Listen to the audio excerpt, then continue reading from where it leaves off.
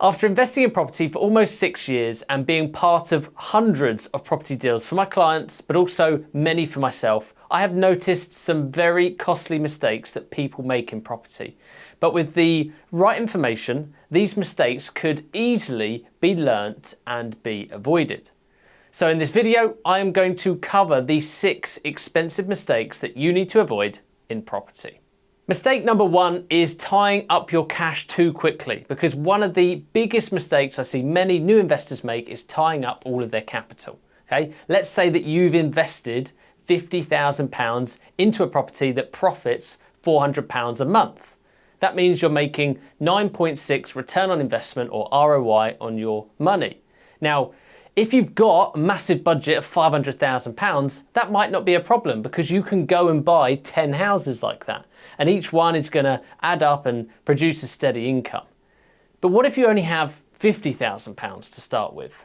Now the problem is that once you've bought that property and that £50,000 is invested, you can't buy another property until you save up more money.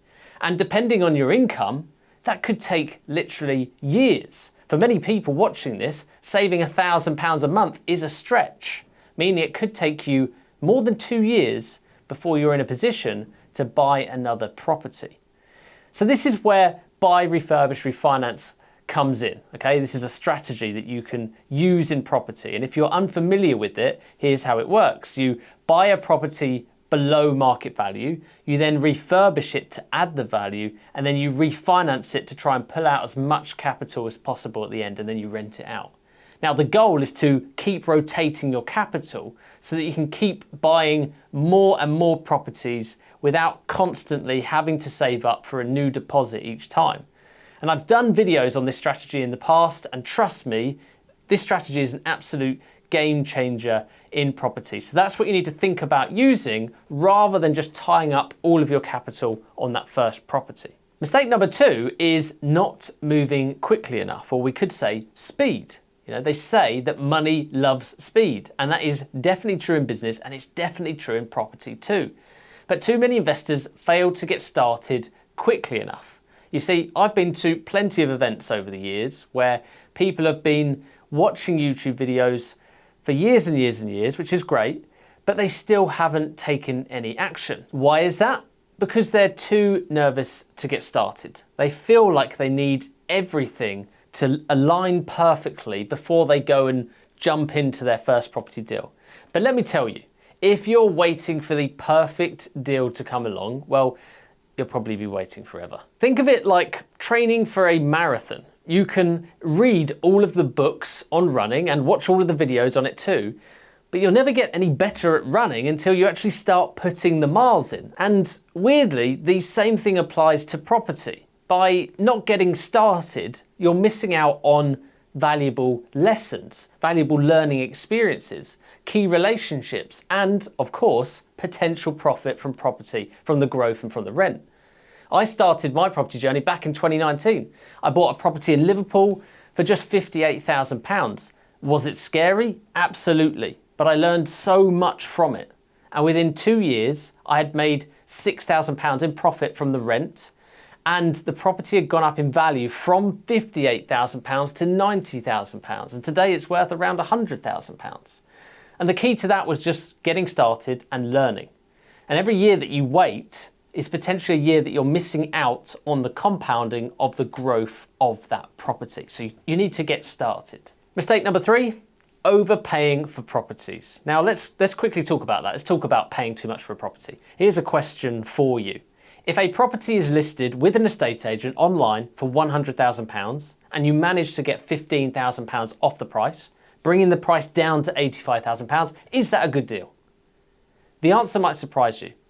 You see, it's actually slightly a trick question because you can't know if that's a good deal just by looking at the price. So if you were thinking to yourself then, yes, that's a good deal, he's managed to get £15,000 off, wrong, you didn't have all the information. What if that property was actually worth £85,000 in the first place, but the estate agent listed it at £100,000 to test the market, okay? In this case, you think you've got a great discount, a £15,000 discount, but you're actually paying the true market value for the property. That's not a discount. And this is something I see all the time. Investors get really excited about the discount they've negotiated, but when I look at comparables and when I factor in the refurbishment costs, it's super clear to me that they've overpaid. The trick here is to know the value of the property, account for how much you're going to need to spend on renovations, and then factor in all associated fees. From there, you'll know the maximum price that you should pay for the property. You see, sometimes I've even made offers of, let's say, like £80,000 on a property that's listed for 85, because the asking price was already reasonable, and I could tell that from the comparables. I could tell that from the amount that I need to spend on it and what it could be worth. But equally, there's other times where I've offered £65,000 on a property that is listed for £100,000, and normally that doesn't go down too well, but that is property, okay? You can't assume that it's listed at the right price, and you have to figure out what it's worth so that you can make the appropriate offer. Mistake number 4 is simply trying to time the market, all right? Now, this is a tricky one because many investors think they can predict when the market is going to go up or when it's going to go down. But in reality, well, nobody knows. Nobody has a crystal ball. So trying to time the market perfectly can lead to missed opportunities and unnecessary delays. The key here is actually to focus for the long term, especially if you're planning to build a portfolio and hold on to these properties for years and years and years. If you find a good deal, don't let the fear of the market fluctuations hold you back, because long-term value appreciation and rental income will often outweigh the short-term market shifts that you see. And in actual fact, in most instances, all you have to do is look at a graph which shows property values over the last 100 years, maybe even as little as 50 years, the last 20 years. There will be ups, there will be downs, but overall that graph is going one way only. Mistake number 5 is, or has to be, underestimating refurb costs, okay? This one is huge. I've worked with a lot of new investors who get excited about the potential of property, only to then go and be hit by a massive refurbishment bill that they just weren't prepared for. Always, and I do mean always, overestimate your refurbishment costs and make sure that you've built in a buffer into your budget, okay? Because costs can spiral quickly, and not having enough capital set aside for this can turn a good deal into a, well, very stressful situation. And just to go into a little bit more detail on this mistake, a lot of new investors come to me thinking, well, I can do that refurb, no problem at all. It'll only cost me 10 grand, it'll only cost me 15 grand.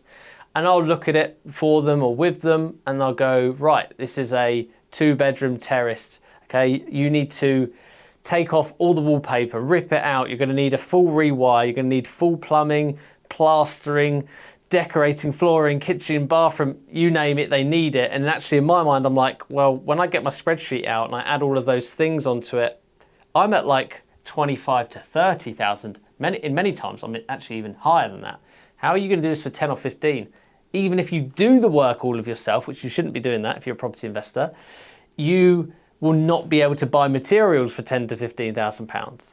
So there is sometimes a little bit of naivety around pricing, which I fully understand is part of getting into property and part of learning. So as a beginner, you need to look out for this mistake. You need to talk to trades. You need to talk to people that have done this before, other property investors that have done this before, understand and gauge what the pricing is in your area so that you can avoid making this mistake. And mistake number 6 is missing a fault, okay? Let's talk about what that means, missing faults in property, all right? Sometimes, especially in the excitement of going on a viewing, looking around a deal, we could fail to spot something which is quite serious and it could cost a lot of money to fix later on. This could be anything from structural issues, Japanese knotweed, or it could be problems internally like plumbing, electrics that you hadn't accounted for, maybe rotting timbers, maybe additional damp. Could go outside and it could be the fact the roof needs replacing. There are so many potential things that could go wrong here. So again, always, and when I say always, I mean always, when you're at the beginning of your journey, get a professional survey done before committing to a deal, okay? This could save you a massive hiccup in the long run. Okay, I will no longer always get a survey now, but I can do that after seeing hundreds of property deals, after doing hundreds, if not thousands of viewings at this point, and seeing problems come up, spending time with surveyors. I've spent time with builders, and I spent a lot of time and money on my education, learning about what these mistakes are, learning what these potential issues are, and more importantly, learning how to resolve them. Because most of these problems can be resolved. It's just a case of what does it cost and how do you do it? So one thing I would recommend to a beginner to avoid making those mistakes is get that survey done during the purchase phase. I'll be completely honest in saying that half the survey is over-exaggerated, and you will have to take it with a pinch of salt because the surveyor is going there and they have to cover themselves. They have to make sure they tell you about everything wrong with this property. Sorry, surveyors, okay? I do respect you, but I know that these reports, sometimes I look at them and I'm like, this information is crazy or this pricing's crazy. But they're super important because if they find a problem that you might have missed, and again, that will save you thousands of pounds, either from pulling away and not doing the deal, or by being able to renegotiate the deal and then go ahead at a cheaper price, which factors in the cost of doing those works. So, well, those are the 6 mistakes that you could make. So I hope you made some notes. And if you're new to property investing, make sure to check out my other videos for more tips, for more detailed videos, and I also go into other strategies. If you're ready to get started in property, then, well, take a look at Property X. And if you're interested, well, we might end up working together.